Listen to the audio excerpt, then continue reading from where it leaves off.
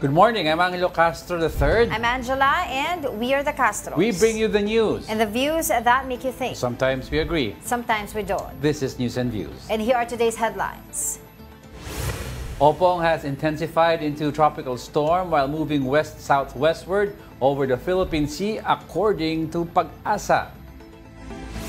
Former DPWH District Engineer Henry Alcantara admits delivering project kickbacks to Representative Zaldico. The House Committee on Appropriations has approved the proposed national budget for 2026. And Filipina tennis star Alex Ayala advanced to the round of 16 at the Jingshan Tennis Open after defeating Belarus's Alyona Fale. Now, first in the news, the Department of Public Works and Highways has released an initial list of regional directors and district engineers under investigation for alleged ghost or substandard projects, lavish lifestyles, and possible evidence tampering. Show cause orders have been issued to several officials, including R.D. Gerard Opulencia of NCR and R.D. Danilo Villa of Region 7, both flagged for lavish lifestyles, as well as former RD Gerald Pacanan of Region 4B for substandard projects. Others under scrutiny include RD Kadafi Tanggol of CAR for failing to cooperate with the investigation. Several district engineers have also been cited for substandard project implementation, including DE's Almer Miranda, Gil Lorenzo, Arturo Gonzalez Jr., and Johnny Protesta Jr. So ito pa lang yung mga pauna nila. And you have to remember, this is just the area of Bulacan. RD Regional Director. Yes, sa Bulacan pa lang ito. And there are other locations as well based doon sa initial findings and report na binigay noon noong August ni Pangulong Bongbong Marcos. Kasi yung period na malaki-laki yung pera in question, yung billions already, hundreds of billions na minimension ni Bryce Hernandez, happened only from 2022 to 25. And for only ghost control projects, so sinasabi mo. But nakakatakot isipin if you're to factor in, sabihin natin, simulan natin 2010, lawakan pa natin, hindi lang flood control projects, paano infrastructure, na yung binanggit ni Bryce, lahat ng projects sa District 1, di ba? For the past 6 years, this is for according to of his knowledge, di ba? So paano yung mga hospital, mga bridge, classrooms, nakatakot even yan. though the street lights were overpriced. Overpriced, oo. So lahat daw yan substandard. Kung hindi ghost, substandard. So, nagtataka pa ng mga tao, ba't hindi nagde-develop tong bansa na to? The proper amounts that are supposed to go to infrastructure, hindi na pupunta. Binubulsa, literal talaga binubulsa. And talagang kikilabutan ka dun sa amount of money na pinag-uusapan dito because this is not just thousands, this is not just millions, but billion, trillion of pesos. Kaya nga yung pinunto ni Senator, I think it was Erwin Tulfo, na yung about earthquake, di ba sabi niya, alam ba natin kung safe? Di ba, ginising tayo ng yung bagyo ng isang linggo, kaya nagkaroon ng investigation sa flood control. Because hindi maayos yung flood. Huwag naman sana tayo gisingin ng isang earthquake para makita natin kung ano yung mga projects na mapalpak. At hindi dito naghihinto ito, nag-uumpisa pa lang tayo. Wala pa tayo dun sa sinasabi nilang exciting part na for sure mas maraming may implicate dito because sabi nga natin, ayaw natin ng mas maliliit na tao lang ang may implicate Big dito. Fish. Lahat, no? Lahat. Kasi it's a collusion Deeply rooted system na yung pinag-uusapan natin dito. And sinabi ni Attorney Fortune, yung nagre-represent kay Bryce Hernandez na 6 na senador, 2 doon ay former lawmakers ang implicated din dito sa anomalya na ito. This is inside the laptop. The desktop of Bryce Hernandez. Mamaya, balikan natin yung usapan. Let's move on muna to weather. Opong has intensified into a tropical storm. Now let's get the latest from Pag-asa weather forecaster, Leanne Loreto. Leanne? Magandang umaga po sa ating lahat. Pagkatapos nga po nitong Super Typhoon Nando, meron naman po tayong binabantayan na bagong bagyo. Ito pong si Tropical Storm Opong na nasa layang 855 kilometers sa silangan ng northeastern Mindanao. Sa ngayon, meron po itong dalang hangin na aabot sa 65 kilometers per hour at bugso na aabot sa 80 kilometers per hour. Kumikilos po ito pa west-southwestward sa bilis na 20 kilometers per hour. At sa ating po nakikita ay posible pa po itong mag-intensify bilang isang severe tropical storm category earliest po sa Friday. At sa ngayon nga po, nakikita natin na magpapatuloy po itong sa kanyang northwestward na motion at posible nga pong maapektuhan or maging close approach dito sa Metro Manila, posible po by Saturday. Kaya para po sa ating mga kababayan ay mag-antabay po tayo sa mga updates galing dito sa Pag-asa at maghanda na po sa posibilidad na tayo po ay magkaroon ng mga flash floods at landslides ngayong weekend. Sa ngayon naman po ay southwest monsoon naman ang nakakaapekto dito sa may western sections ng Luzon, pati na rin po sa may Visayas, at magdadala ng up to 50 to 100 millimeters na pag-ulan sa may Zambales, Bataan at Occidental Mindoro. Sa Metro Manila naman at sa nalalabing bahagi ng Luzon, asahan natin ang makulimlim na panahon na may kalat-kalat na pag-ulan, pagkulog at pagkidlat. Pero sa Visayas at Mindanao area, expect naman po natin ang mas maliwalas na panahon, liban na lamang sa mga isolated or localized thunderstorms. At yan lamang po ang latest galing dito sa Pag-asa Weather Forecasting Center. Ito po si Lian Loreto. Lian, I am taking a look itong monitor ng track ng Bagyong Opong na binanggit mo dadaplis sa Metro Manila. If this happens, if this scenario happens, what kind of winds do we expect and rainfall?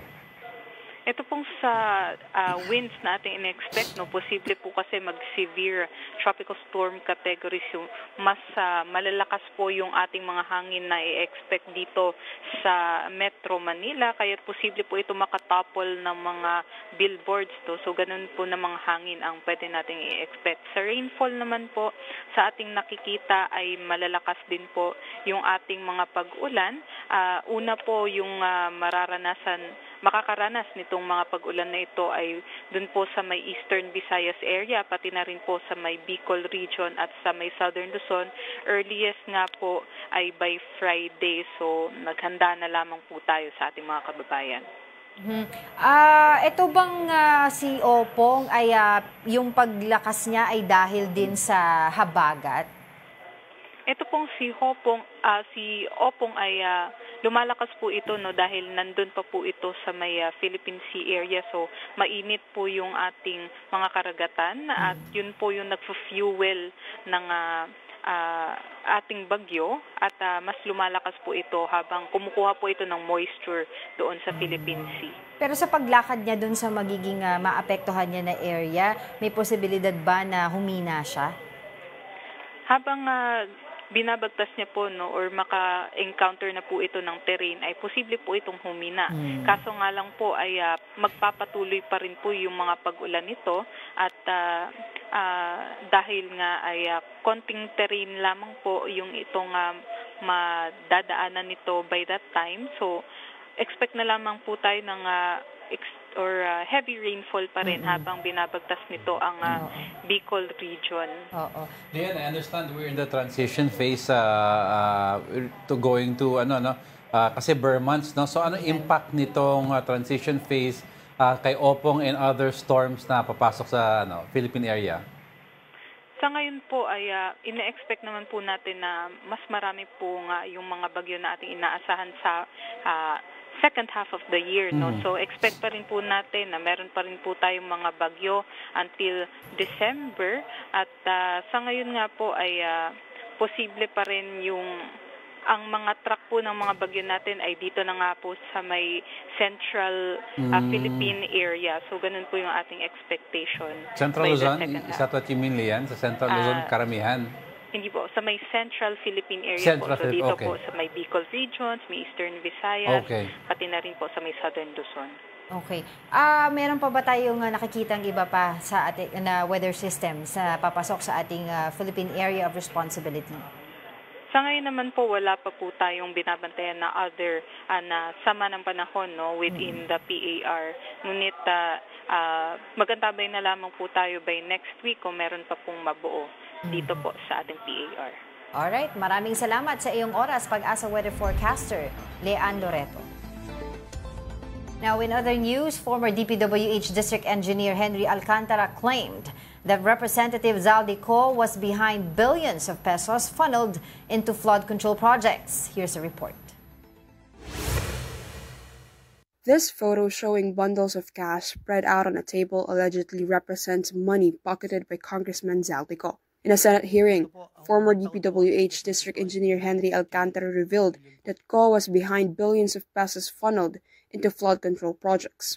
According to Alcantara, from 2022 to 2025, COA allocated 426 projects worth more than 35 billion peso in Bulacan's first district. The alleged kickback between 20 to 25%, amounting to 8.75 billion pesos, personally delivered by Alcantara to COA's hotel or residence in Pasig. Ang pera na nakalaan para kay Kong Saldi, dinadala sa akin. Ako naman po ang nagdadala o naghahatid na hinihinging porsyento ng Kong Saldi sa iba't ibang tao. Former DPWH Assistant District Engineer Bryce Hernandez also admitted he once delivered kickbacks for COA to a hotel penthouse in Taguig. He claimed that cash was packed inside more than 20 suitcases transported using several vans. 6 o 7 van po yung gamit namin nun. Ilang maleta ba yung ilang bilyon na yon? Ang laman po ng isang maleta nasa 50 million po. Mahigit po sa 20 maleta, Your Honor. At 50 million. Opo, Your Honor. So mga 1 billion po yon. The money, according to witnesses, came from advance payments made by contractors for projects that later turned out to be ghost projects or substandard. Even DPWH Undersecretary Roberto Bernardo was implicated. Alcantara testified that he collected 70 million pesos, which he personally delivered to Bernardo. Sa akin pong boss, na nabanggit po nung nakarang hearing ng aming kasama, Undersecretary Roberto Bernardo po. Between 2023 and 2025, Bernardo allegedly allocated over 6 billion pesos worth of projects in Bulacan's first district. His biggest kickback was 1.5 billion pesos. Alcantara further alleged that not only COA and Bernardo but also several senators benefited from the anomaly, naming Senators Bong Revilla, Joel Villanueva, and Jinggoy Estrada, who have all denied the accusations. Alcantara claimed he delivered 150 million pesos to Villanueva's aid for a flood control project in Bulacan. For Estrada, he cited 355 million pesos worth of projects in the 2024 budget. For Revilla, Alcantara pointed to projects inserted into the 2024 budget, allegedly yielding a 30% kickback for his re-election campaign. Former Congresswoman Mitch Kahayon Uy was also tagged in the budget insertion in 2022. In light of the heavy allegations, Alcantara was allowed to leave the Senate temporarily to meet Justice Secretary Boying Remulla at the DOJ, where his statements were validated for possible entry into the Witness Protection Program. He was returned to the Senate later in the day. But Hernandez's lawyer Raymond Fortun revealed that as many as 6 senators, including at least 4 incumbents, are linked to the flood control scandal. He added that the list of congressmen involved could be much longer, noting that documents from Hernandez's computer contain names beyond those already surfaced. Meron pong 2 na hindi incumbent. Yung 2 po ex. So Ngayon, 6. 2 congressmen naman po, at least from what I had been shown initially, the list can actually be longer because Bryce said that there are more inside that computer. The National Bureau of Investigation has recommended the filing of criminal cases against 6 individuals in connection with the flood control controversy. Those implicated are dismissed DPWH engineer Henry Alcantara, Senators Joel Villanueva and Jinggoy Estrada, Bicol Representative Zaldico, former DPWH Undersecretary Robert Bernardo, and former Caloocan Congresswoman Mitch Kahayon Uy. They may face charges of indirect bribery and malversation of public funds. Meanwhile, Villanueva and Estrada have once again denied any involvement in the matter. Hindi ko pahihintulutan na ang kasalukuyang issue ay gamitin upang idikit muli sa akin ang mga maling paratang at sadyang impluwensyahan ang opinyon ng publiko. Mentioned my name, operative word, mentioned. Mr. President, ano po ba ito? Masabi lang po yung pangalan natin at idadawit po tayo sa flood control issue kahit ang mismong testigo na ang nagsabi po na wala po akong alam.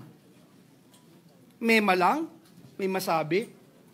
I am ready, Mr. President, and my office is ready to be investigated, that the truth may come out. And for more updates over at the Senate, we have mobile journalist Merimon Reyes. Merimon. Good morning, Angela, Angelo. Sa ngayon, around 11 a.m., magpapatuloy naman ang Senate Committee on Finance sa pagdinig nito sa ilang budget. At yung inaasahan ngayon ay tatalakayin yung budget ng DSWD, maging attached agencies nito, ang National Commission of Senior Citizens, pati ang National Commission on Indigenous People. Mamayang hapon naman, tuloy pa rin ng plenary session, pero so far wala pang agendang na ibibigay sa atin. And then tomorrow, ipagpapatuloy naman yung ika-6 na pagdinig ng Blue Ribbon Committee. Balik sa inyo. Okay. Meremon, kahapon doon sa Blue Ribbon Committee na hearing, nag-umpisa sila, wala doon yung dalawa na senador na implicate nga dito sa flood control na anomalous flood control projects na ito. Si Senator Jinggoy Estrada at saka si Senator Joel Villanueva. Although both of them went to ICI para doon sa investigation na ginagawa doon. Pero I was wondering, sa susunod na hearing ba, will they be present? Or ito na ba yung hudyat ng kanilang kumbaga, inhibit sa hearing? Kasi yan yung mga napupuna ngayon ng mga tao na bakit sila yung parang nagiging forum daw to defend themselves yung nangyayari sa Senate Blue Ribbon. Angela, the last time kasi na natanong din natin kay Senator Ping Lacson, ang nasabi niya, may mga karapatan pa rin itong mga senador na mag-participate, especially Senator Jinggoy Estrada. Noong privilege speeches nga ni Senator Jinggoy, sinasabi niya, hindi raw siya matitinag, hindi raw siya mapipigil na itong mga binabatong paratang sa kanya. Sa kanyang participation sa investigation, maging doon sa probing ng Blue Ribbon. And ang sabi dyan ni Senator Ping, ang titingnan dito, kung sakaling mayroong kasong isasampa dito sa dalawang senador, kung makonvict sila, doon na maaring magkaroon ng pagbabago sakaling nais pa nilang mag-participate sa Blue Ribbon. Meremon, kasi with regards to yung kay Bryce Hernandez, yung kanyang desktop computer na ito turn over sa ICI, nasa ICI na ba ito? And number two, very important daw kasi ang laman nito because this will also point out to the senators involved, no? Supposedly, 6 senators involved, nandun daw sa loob. Do you know kung yung information itatransmit from the ICI to the Senate in time for tomorrow's hearing? Yan yung isa sa inaabangan natin, Angelo. No, kasi nitong weekend, actually, nung pinagbigyan nga ng 12 hours itong si Hernandez para kunin sana yung mga dokumento, maging yung laptop, inaasahan, isusurrender talaga yan. Pero nagkaroon ng parang hesitant sa side nito ni Hernandez dahil daw nagkaroon ng presensya doon ng mga seguridad, ng mga pulisya. Kaya nagkaroon ng backing out. Pero ang nasabi din ni Senator Ping, lahat daw ng mga malilikom na dokumento o impormasyon, inaasahan din nila sa Blue Ribbon. O kaya naman daw kung sakaling magkaroon ng choice itong si Hernandez na iba to sa ICI, bukas din naman ang Blue Ribbon doon. Ang importante nga lang sa kanila, pagkakaroon din ng compliance itong si Hernandez dahil nga pinagbigyan siyang yun. So hindi pa formally na turn over yung desktop computer sa ICI? Yan yung tinitingnan natin yung magiging kumpirmasyon mula sa kanila o kaya naman sa Blue Ribbon kasi yan din yung crucial din yung mga dokumento kasi so far na pinapakita yung listahan ng mga senador printed out, hindi pa talaga ito yung pinaka laptop.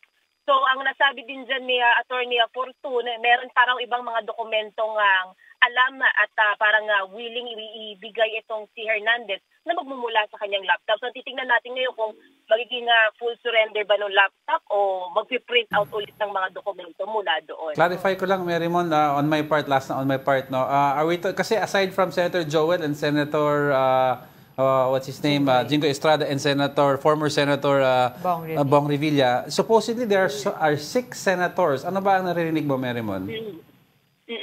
Yung sa mga ito, may mga incumbents pa. And even Attorney Forto, hindi pa talaga naglalabas ng ibang mga pangalan kasi nga nandun yun sa dokumento na ibinigay sa ICI. Dito sa Senado kasi, ang nadadawit pa lang talaga na napangalanan na simula pa lang Senator Jinggoy, Senator Joel, and then kinumpirma yan ni Alcantara kahapon, nadagdag sa listahan itong si dating Senadora Bong Revilla, and then we have Congressman Zaldico, Mitch Cahayon, and the list goes on. Nasa 6 daw na mga senador ito and marami-rami pang mga kongresistang madadawit. At yan yung isa sa mga inaabangan natin na kung sino yung mga may enumerate. Tomorrow. The last time din kasi na sinabi ni Hernandez, kinonfirm niya na tama itong mga sinabi ni Alcantara sa pagdinig ng Blue Ribbon, pero kulang pa raw yung mga pangalan. And si Hernandez, hindi raw siya makapagbanggit kung sino pa yung mga parang hindi nababanggit na mga pangalan dahil baka raw masampahan daw siya ng kasong libel. Okay, I have a lot of questions pa sa'yo, Merrimon. Unang-una, of course, yung usapin nung, perhaps you can enlighten us, yung pagkaroon ng hesitation nito ni Bryce Hernandez sa pagbibigay ng computer, dito sa Senado, sa Senate Blue Ribbon Committee. Paano ba yon? Meron ba siyang karapatan na tanggihan yon? Paano ba yung proseso doon? Noong nitong Sabado kasi pinagbigyan nga siya ng 12 hours para kunin yung laptop o yung computer niya, yung mga dokumento niya. Pero ang nasabi ni Senator Tinglan na supposedly escorted din siya ng Office of the Sergeant at Arms. Pero parang nagkaroon ng pasensya ng ibang otoridad doon sa bahay ni Hernandez. Kaya nagkaroon doon ng hesitation na bakit maraming parang bukod doon sa supposed escorts niya. Pero itong ibang mga pumunta. Kaya ang nangyari, naging desisyon din dito ng panig ni Hernandez. May hesitation, magbibigay sila ng itong mga dokumento, pero yung laptop, nananatili pa rin sa kustodiya ng pamilya ni Hernandez o kaya naman ni Hernandez.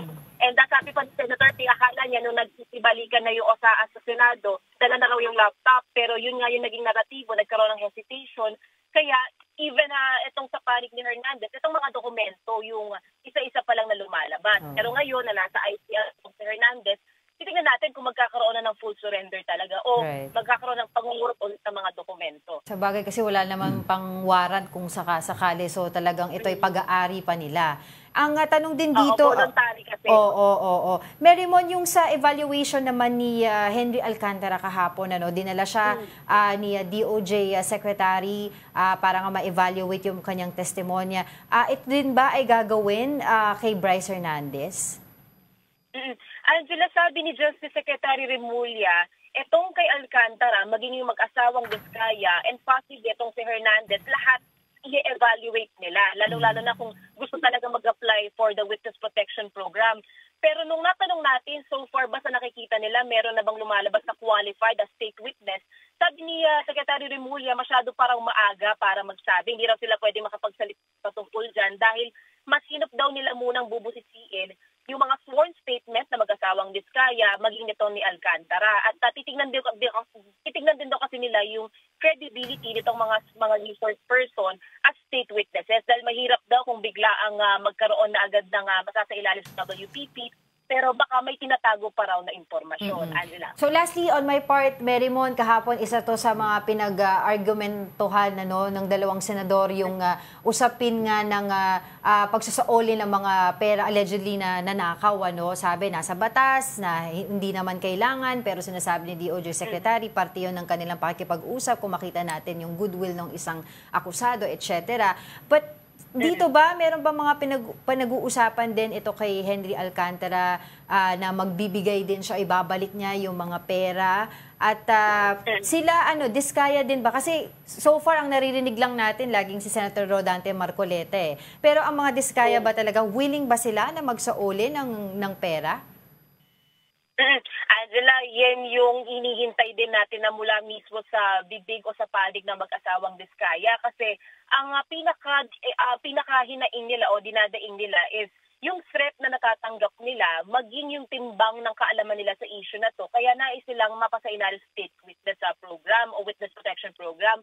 Pero kasi ang natin ditong condition ni Secretary Remulla, lumalabas sa kakailanganing ibalik muna yung mga nakalumbat na ari-arian o kaya naman pera. Pero ang sinabi ni Senator Marcoleta, kung titingnan daw sa panukalang batas, hindi naman daw yung condition, lalo't wala pang kaso itong mag-asawang Vizcaya.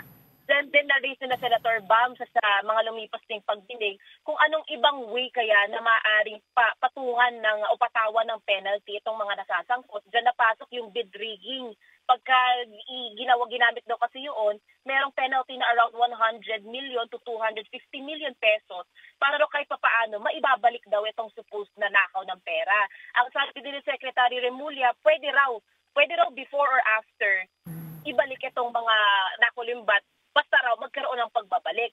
Sinigundahan din niya naman ni Senator Erwin Tulfo na sinabi niya nga, minsan daw kailangan daw balikuin ng batas para raw mabigay yung hinahanap na pananagutan ng taong bayan. Kaya sinabi ni Senator Erwin, mas mataas daw ang bayan kaysa sa batas. Angela. Okay, pero kung gano'n nga ang mangyari, parang ang konti lang yun, 100 plus million lang. Alright, patuloy kami makipag-ugnayan sa iyo, Merrimon Reyes, live na nagulat dyan sa Senado. Yan ang ating mobile journalist.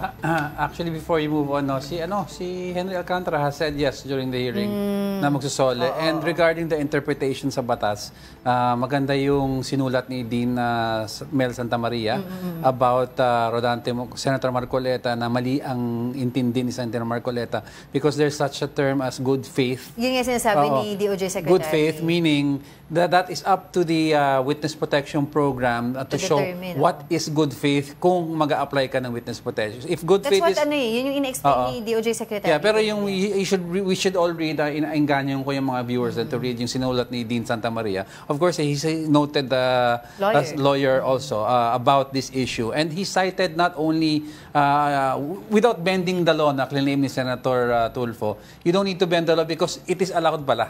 And he cited several specifics that allow na pagsusole muna before you are considered for the protection program. Kasi yun nga, di ba, tulad ng tinanong ko kay Merrimon Reyes kanina, ang nakaririnig lang natin kasi mostly of course, given na yun, si Bryce Hernandez, nagbabalik na siya. Henry also. Si Henry said yes. Ang mga diskaya, wala pa ako narinig na interview sa kanila or statement na willing sila magbalik. Kasi laging parang si Senator Rodante Marcoleta lang nagsasabi na wag, wala yan, against sa batas. Ano yung babalik? Kinuha na yung mga iba.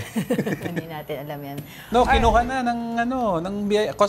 Yung iba. Yung iba pa, di ba? Okay. Alright, the 254 million peso flood control project in Pampanga is under fire after collapsed sheet piles raised questions of substandard work. Here's a report. DPWH Secretary Vince Dizon was visibly frustrated during his inspection of a 254 million peso flood control project in Arayat, Pampanga. The secretary found a row of collapsed sheet piles that had remained unrepaired for over a year. Dalawa lang to, it's either maging pagkagawa nyo o design flaw. Yun lang yun. Nasundan naman po, pero ako ang tingin ko kasi, bumigay yung sheet pile na bali. Kasi kung mababaw po yan, kasi sasama siya eh. Kasi at least yung mga... Hindi kaya nga, kung nabagi ang sheet pile, may problema sa pagkagawa nyo kung nabagi yung sheet pile. The contractor insisted the pile should have been 30 meters deep, anchored along the riverbank, and vowed to finish the repair soon. But that explanation did not sit well with Dizon and with Independent Committee on Infrastructure Advisor Baguio Mayor Benjamin Magalong. Ang embedment ho nito, according sa soil test, ito tinawagan ko na ho, no? Umabot lang ho na mga 18 to 20 meters. Pero ang mukhang ginamit nyo lang dito, iniklian nyo kayo bumagsak. Hindi talaga kayo umabot sa 30 na sinasabi nyo. Sino nagsabi sa inyong ugitin na ganito? Yung DE dito? Dizon suspects the project may have been substandard and even subcontracted to another company.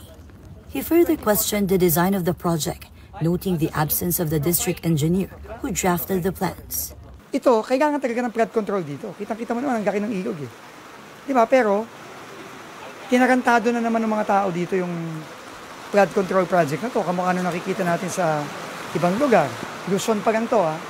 Aside from that, the ICI team also visited another stalled project in Arayat, a bridge that has remained unfinished for 8 years since 2017.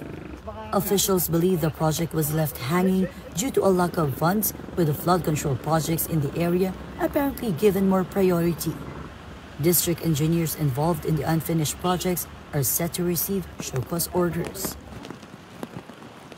7 years yung bridge because yung pera pinasok sa flood control projects na walang kwenta naman.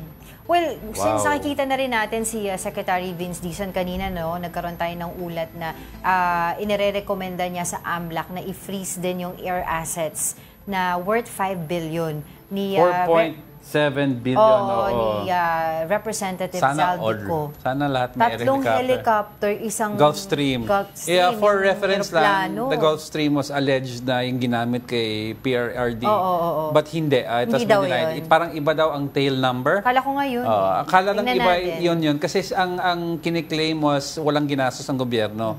It was from an ally daw, di ba? Pero ang tail number daw hindi pareho. Pero let's see, kung sumali mo, may mga ibang eroplano pa dyan na nakatago. Exactly. And going back dito sa report nga na ito na inspection na ginawa sa Pampanga, again, kanina Bulacan pa lang yun. Ito, Pampanga pa lang ito. Alamin mo pa yung ibang pang mga lugar na binabaha dito. Dito lang sa Metro Manila, ang dami. 'Di ba? Yun nga lang pinuntahan ko for documentary sa Binyan na ang tagal-tagal na nung mga residente doon na nakalubog sa baha. Yan ang isa pang mga dapat tignan nila. So, wag po tayo magugulat sa mga talagang makikita natin in the coming days na talagang mga substandard or mga ghost na mga projects para sa flood control. Alright, we'll be back with more stories after the break. Keep it here on One News.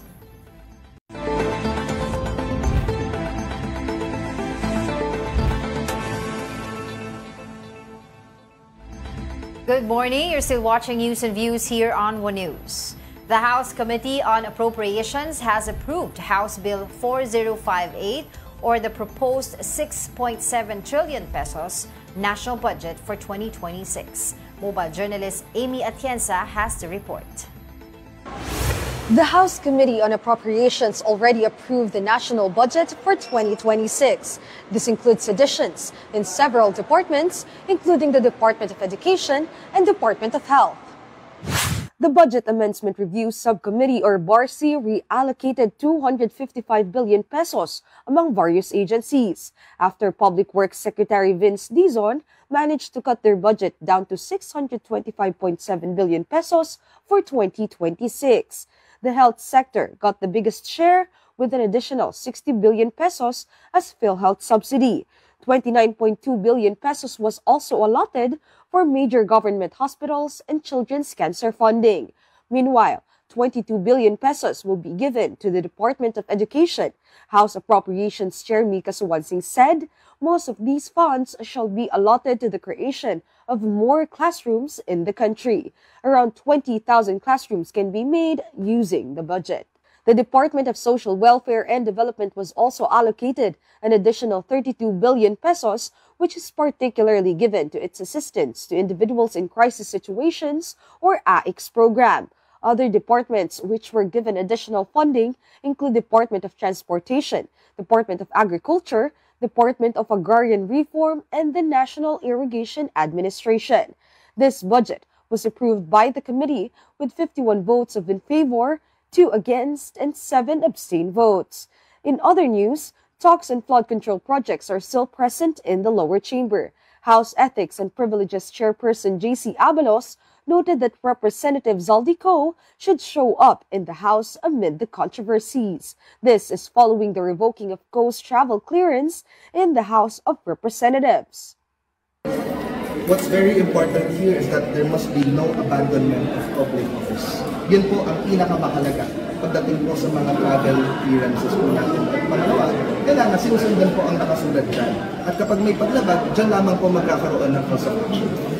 On the possibility of removing Co from the roster of congressmen, Abalos says, nagkaroon po ng suspension 3 beses bago po patawan ng expulsion. So, ang mga bagay na ito, meron po tayong mga precedent, and I assure everyone that the committee will not only be guided by precedent, but we must be guided by justice and fairness. Mobile journalist Amy Atienza, we are One News.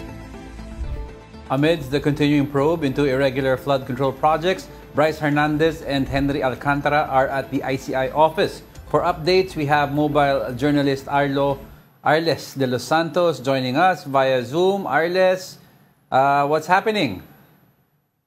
Diego at Angela, magandang umaga. Nagpapatuloy pa rin nga rito ang investigasyon ng Independent Commission on Infrastructure o ICI hinggil sa mga maanomalyang flood control projects pagkatapos yan ng mga sunod-sunod na naging revelasyon nga ni Alcantara at Hernandez sa Senate Blue Ribbon Committee kahapon. Kaya naman ngayon ito ay bahagi pa rin daw ng pagsilip sa mas malalalim pa ng mga detalye para nga maiugnay din ang ilan pang mga personalidad at ano pa nga ba at kung gaano pa nga ba rather kalalim itong problema na ito. Kanina ay naka-bulletproof vest at bantay sarado na dumating dito si dating Bulacan 1st District Engineer Henry Alcantara, gayon din si Bryce Hernandez at JP Mendoza. Nandito rin si dating DPWH Undersecretary Maria Catalina Cabral, pero sa mabilis natin na ambush interview kay Mayor Benjamin Magalong na nandito rin ngayong araw, no, sinabi niya na nagpapatuloy pa rin ang pangangalap ng ebidensya ng ICI para nga makapag-implicate pa at malaman kung sino pa ang mga kasangkot dito. At patunay nga dyan, ngayon daw ay nasa bahay nito ni Bryce Hernandez ang ilang kasapi ng PNP-CIDG para mangalap pa ng mga ebidensya.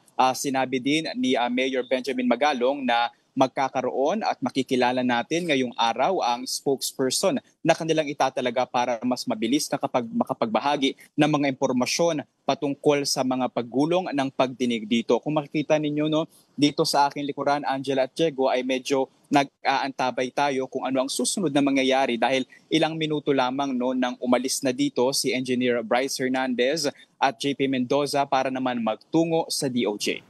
Arles, gusto ko lang tanungin, no, kasi I asked ko sa Merimon, nasaan na ba yung jurisdiction ng computers ni Bryce Hernandez? Sa ngayon ay hindi pa natin makumpirma, Diego, kung nasa Senado na nga ba o sa ICI. Dahil ang isa sa ating mga inaasahan natin na development sa mga maanomalyang flood control projects at investigations nito ay magiging ICI na talaga ang magiging sole body para mag-imbestiga rito. Kahapon natanong natin si Senate President Tito Soto, sinabi niya na baka 2 o 3 pagdinig na lamang ang Senate Blue Ribbon Committee bago nito isubmit sa ICI ang mga nalaman nito, no, ang mga findings nito.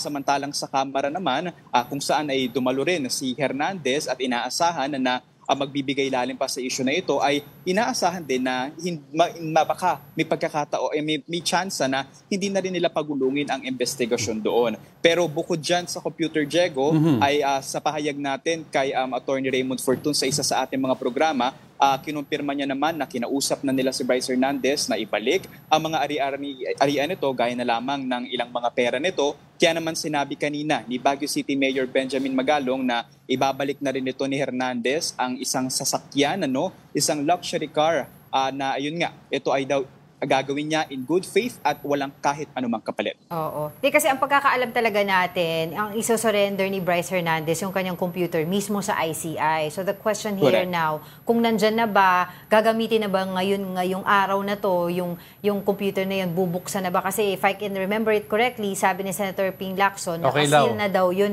diba? So ngayon, tanong ko lang din sa iyo, Arles, yung magiging proseso ngayon ng ICI sa kanilang investigasyon. I remember, simula sila ng kanilang investigasyon, nagpunta sila sa mga locations sa may mga anomalya at ngayon nga nag-i-interview sila isa't isa ng mga personalities involved. I was wondering, kapag natuloy na yung pinaka-hearing nila, ito ba ay ite-televise? Ipapakita ba to sa publiko? Ano yung magiging proseso?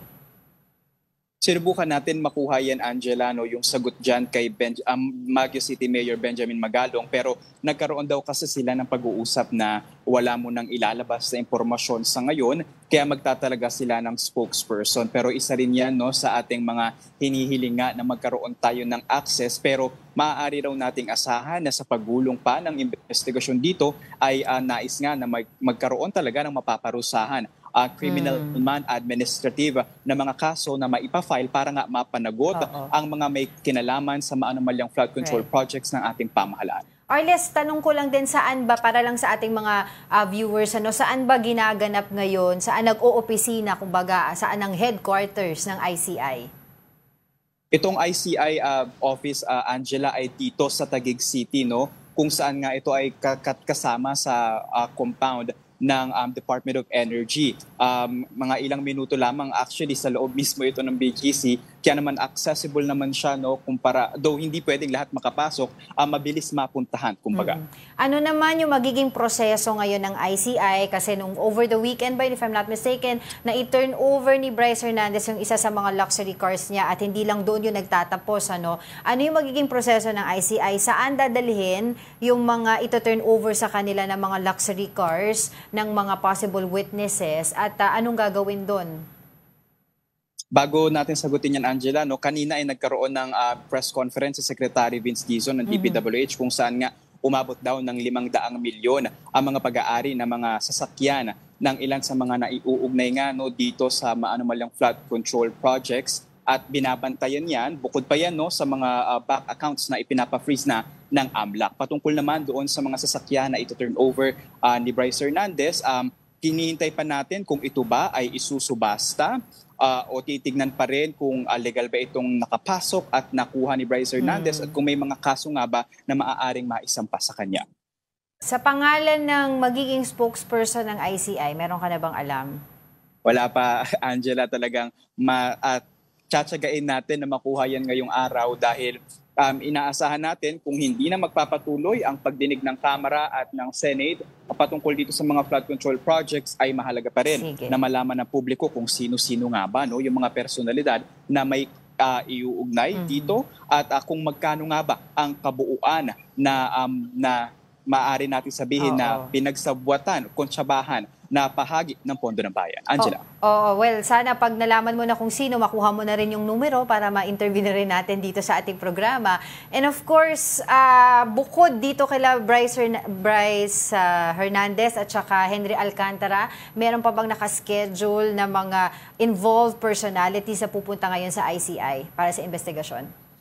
Sa ngayon, Angela, ay yung mga main characters pa lamang ng Bulacan 1st District. No? Ayun nga, sina District Engineer Henry Alcantara, Bryce Hernandez at JP Mendoza, pati ang ilang mga opisyal ng ICI at maging si dating DPWH Undersecretary Maria Catalina Cabral. So sa ngayon, wala pang ibang personalidad na dumarating dito at inaasahan natin kung magkakaroon man ay babantayan pa rin natin yan.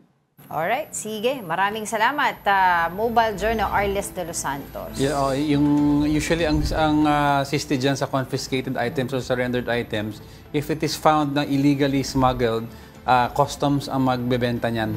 If it is found na hindi naman illegally smuggled pero may tax deficiency, BIR may sell. Tapos yung to recoup. pinagbentahan, ibabalik sa pondo ng bayan. Yun ang depende.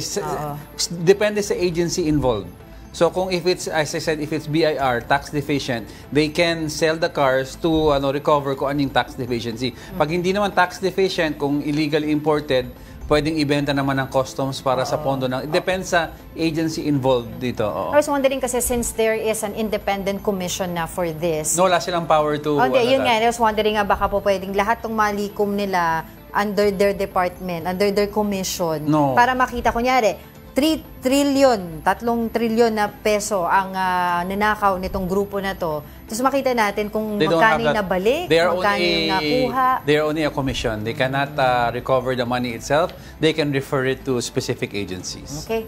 Right, Justice Secretary Boying Remulla and Interior Secretary John Vic Remulla assured the public that the rights of minors arrested in Manila riots will be protected.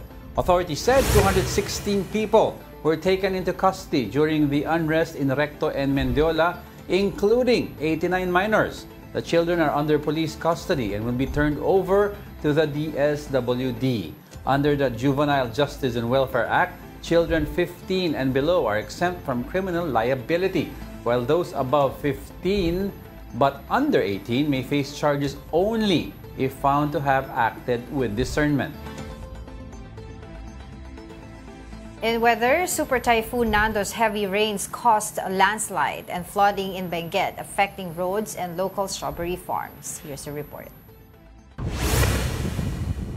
3 people have died as Super Typhoon Nando battered the country, according to the National Disaster Risk Reduction and Management Council. Among the casualties is a 67-year-old SUV driver from Tarlac who was buried by a landslide while passing through Tuba, Benguet.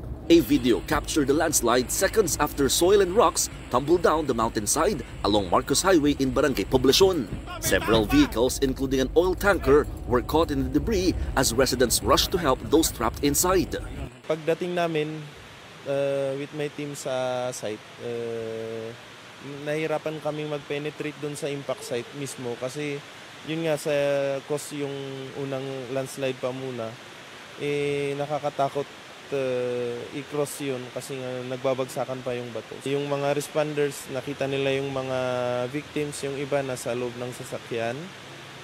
Yung iba nasa gilid na, nandun na sila sa may stalls banda. Meanwhile, heavy rains from the typhoon also submerged several strawberry farms in La Trinidad, causing damage to crops and losses for farmers. Clearing operations are ongoing in landslide-hit areas, while main roads including Baguio Bontoc Road and Cannon Road remain closed to motorists. Don't go away because we're not done yet. Please stay with us.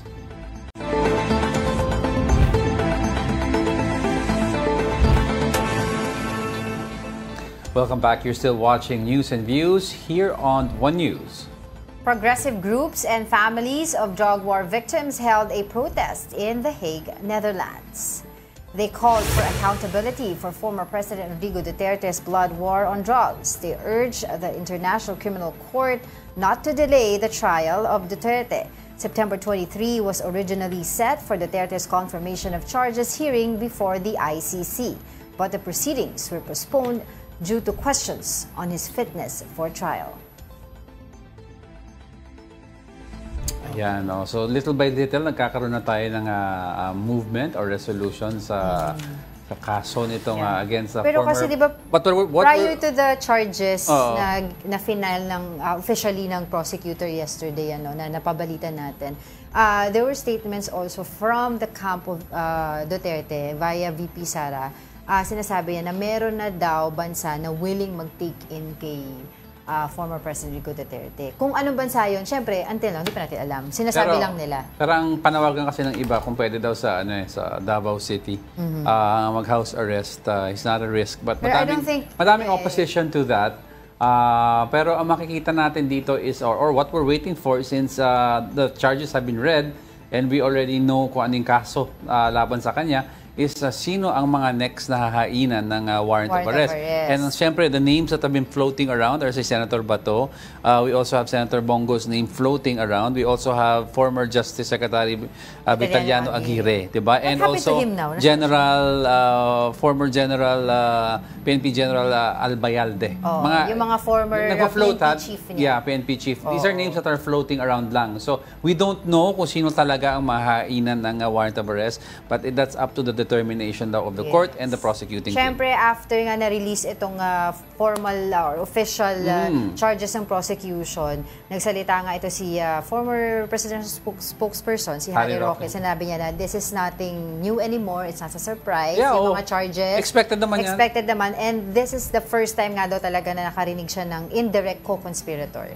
Sabi niya, walang ganon. So this is the first time na narinig niya yun. Kumain na lang daw si Spokes ng humba. Okay. Anyway, a former beneficiary of the Gawad Kalinga Youth Program, SEED, has come forward with allegations that he was abused by founder Tony Meloto.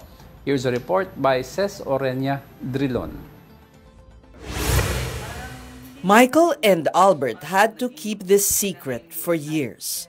Only recently did they finally muster the courage to fight back. In complaint affidavits filed in November last year, the young men accused Gawad Kalinga founder Tony Meloto of acts of lasciviousness, sexual harassment, and human trafficking. And just several weeks ago, the Justice Department found probable cause to finally go ahead and file 2 counts of sex trafficking charges against Meloto. The abuse supposedly happened inside Gawad Kalinga's enchanted farm in Encanto, Angat, Bulacan. Michael and Albert were former scholars of SEED, or the School for Experiential and Entrepreneurial Development, almost a decade ago. Only Michael agreed to be interviewed on record.